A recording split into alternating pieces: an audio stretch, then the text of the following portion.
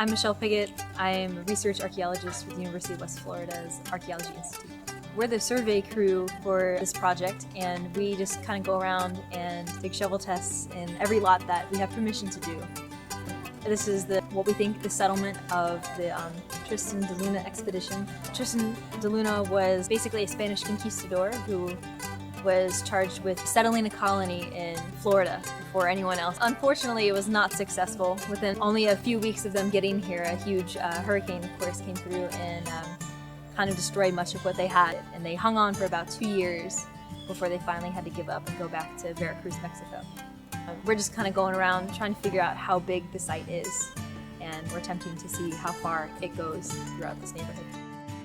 The survey crew has been working since January, and what we've been using to kind of say we have 16th century Spanish artifacts in our shovel tests are olive jar sherds. It's kind of the #1 thing that we use.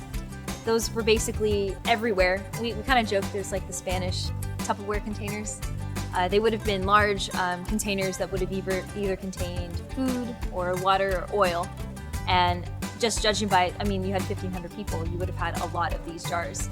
And throughout the hundreds of years that they've been hanging around, they've broken and been all over the place. So olive jar sherds are normally the #1 thing that we look for. The second thing we've been finding in a lot of places that definitely lets us know that there's 16th century Spanish here are carrot-headed nails, which vary in size from about this big to about this big. And the running theory right now is they may have been used as horseshoe nails. They seem to be spread all throughout the site. So we were expecting 1,500 people. That's kind of a big settlement.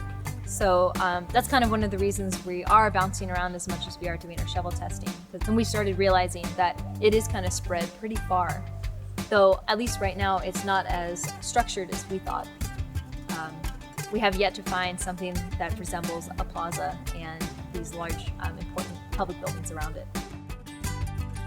My shovel test crew is mostly graduate students. I do have a couple undergrad students that do work with us as well.